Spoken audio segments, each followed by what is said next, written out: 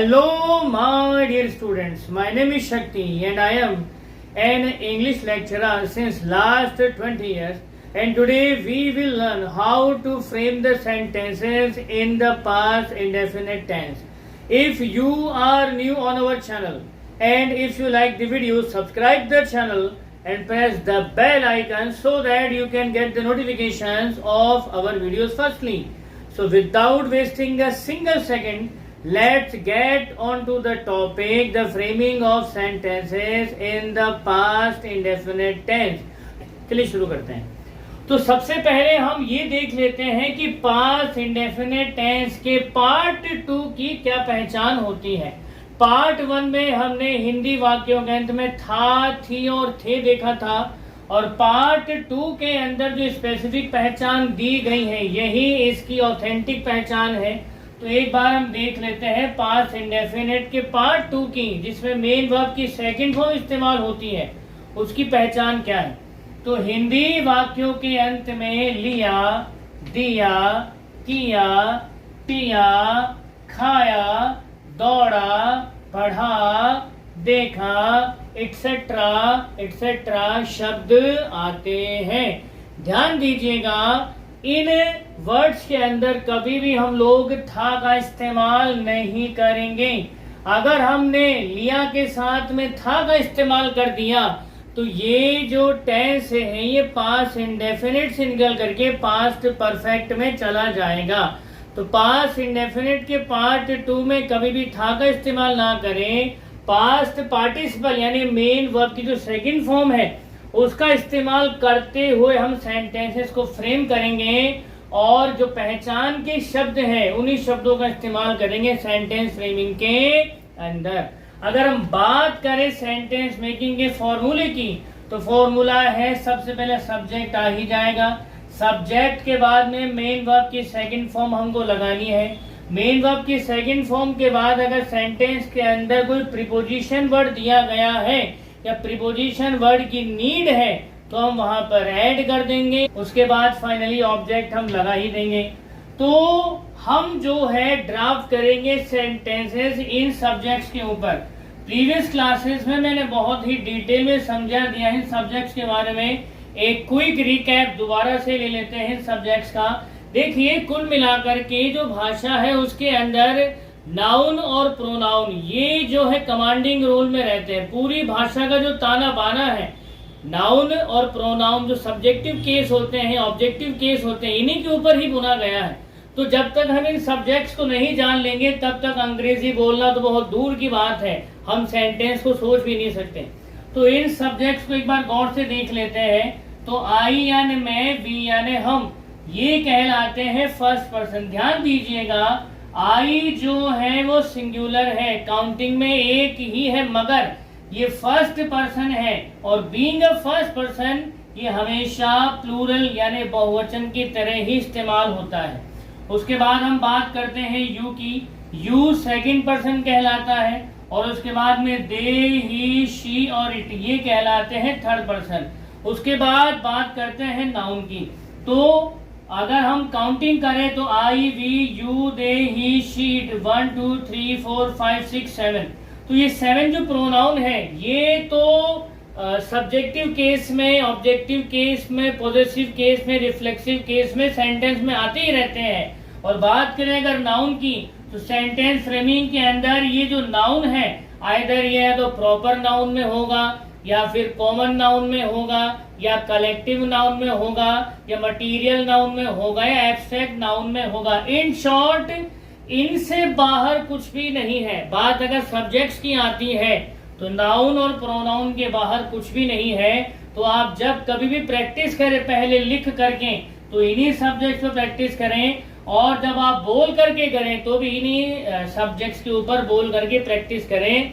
इससे फायदा ये होगा कि आपकी बहुत जबरदस्त कमांड हो जाएगी अंग्रेजी के ऊपर।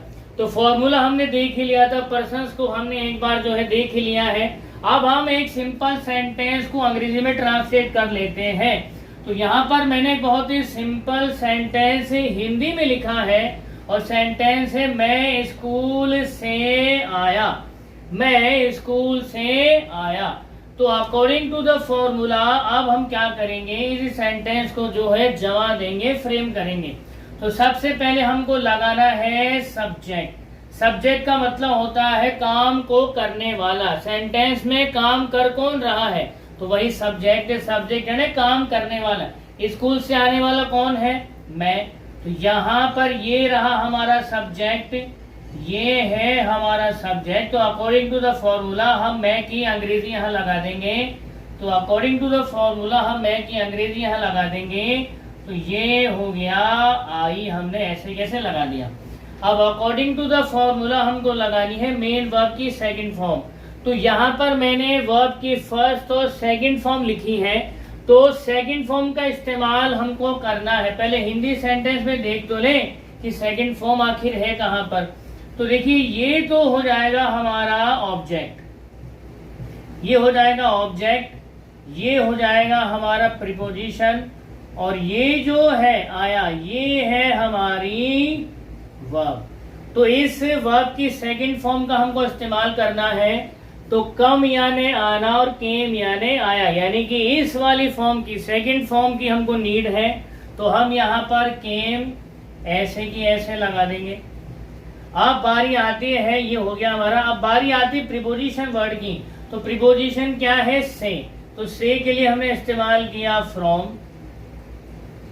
और उसके बाद में हमको लगाना है ऑब्जेक्ट। कहां से आ रहा है, तो ये आ रहा है स्कूल से।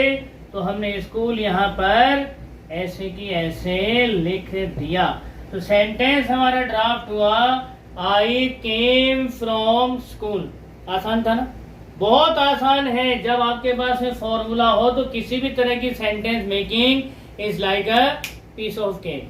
तो हमने अभी आई पर एक सेंटेंस ड्राफ्ट किया है। अब आप एक काम कीजिएगा, आई की जगह पर सब्जेक्ट लीजिएगा वी, और सेंटेंस को एज इट इज रहने दीजिएगा। और अब हिंदी में सेंटेंस बन जाएगा, हम स्कूल से आए, हम स्कूल से आए। तो उसकी अंग्रेजी बन जाएगी वी केम फ्रॉम स्कूल। अब हम सब्जेक्ट ले लेते हैं यू।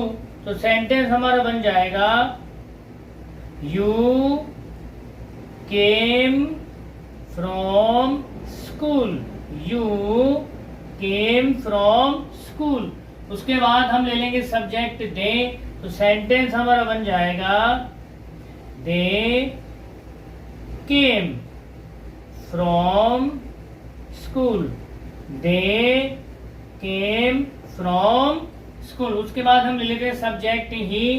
तो सेंटेंस हमारा बन जाएगा, he came from school, he came from school.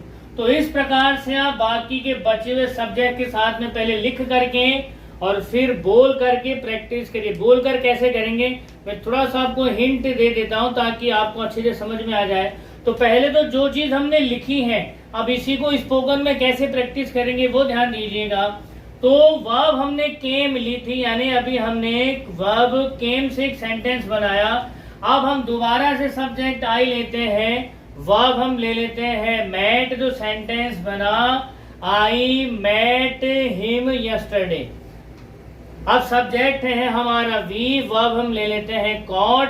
तो सेंटेंस बन जाएगा, we caught Ramesh red handed in the library. अगला हमारा सब्जेक्ट है यू, और वर्ब हम ले लेते हैं वॉच्ड। तो सेंटेंस हमारा बना, you watched IPL matches in the stadium. अगला हमारा सब्जेक्ट है दे, और वर्ब हम ले लेते हैं रैन। तो सेंटेंस हमारा बन जाएगा, दे रैन इन द ग्राउंड। अगला हमारा सब्जेक्ट है ही, और वर्ब हम ले लेते हैं बीट। तो सेंटेंस हमारा बन जाएगा, he beat him in his own game. अगला हमारा सब्जेक्ट है शी, और वर्ब हम ले लेते हैं बिट।